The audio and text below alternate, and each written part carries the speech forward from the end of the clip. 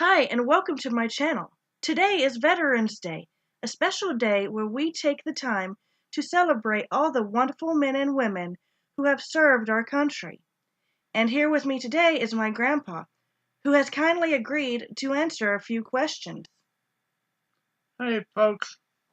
Okay, my first question is probably pretty obvious, but what war did you serve in, and can you tell us where you were stationed and when? Okay, I was in the Vietnam War. The first 9 months I was over there, I was in a village called Swan Lock.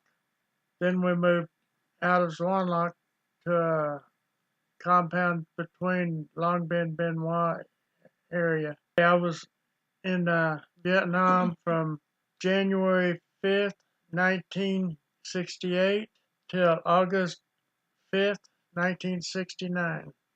Okay. Well, what were your reasons for joining the war?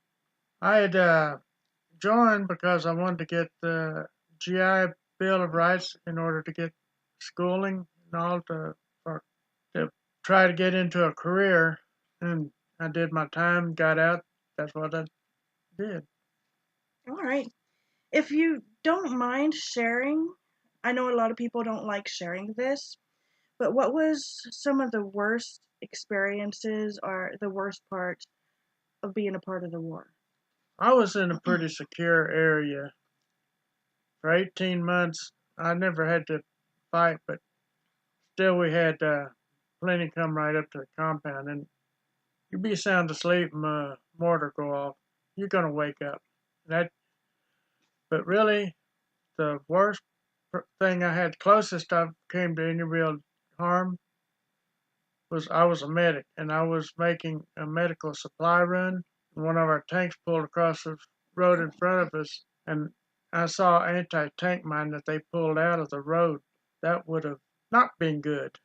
Okay, well, what about the best parts? Best part, what I liked best was whenever we could go out on medcap.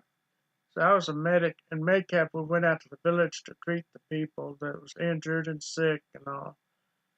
And then when I could get some free time and go down to the village, and I loved playing with the children. I never felt any danger, and they got to where they saw me coming, and they would show me their new karate moves that they had learned since they last saw me. I enjoyed that. Is there any other things or experiences that you would like to share?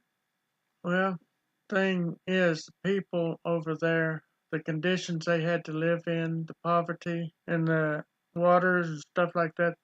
I mean, it was heartbreaking to see people have to live like that. And unlike most, or a lot, maybe not most, but a lot of veterans, they couldn't see the Vietnamese people as people. They only saw them as enemies. But to me, from the day I landed there till the day I left, to me they were people. And I loved learning about them, their ways, and all their traditions. So yeah, it was very interesting in that fact.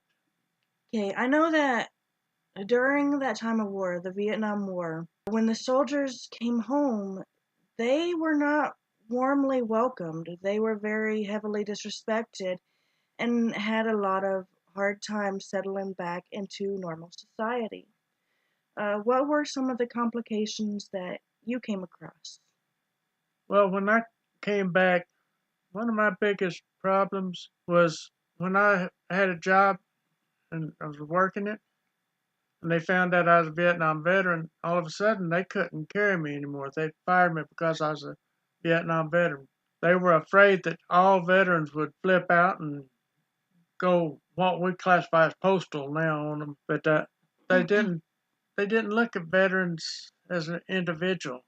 Most people thought of us as all drug addicts, alcoholics, child molesters, murderers, and without even knowing us, that's what they classified us as, and that made it hard to reestablish into civilian society at that time. Things have changed a lot now since then because our generation is now in there. It is much better for them, and we do appreciate our soldiers much more nowadays. Um, However, even today, there are still people who do not respect soldiers. They don't see them as these heroes that they should because they're out fighting the wars. And I've even seen people get offended because a soldier was wearing his uniform and say that they even get too many privileges. What's your viewpoint of that? Well, the people that don't respect those that have fought for their freedom, if you don't respect your freedom, go to like Saudi Arabia or something like that, where they will shoot you for not believing the way they tell you to believe. Because the way I see it, these people are going overseas. They're not knowing if they're going to even come home. They're not knowing if they'll get to see their families again.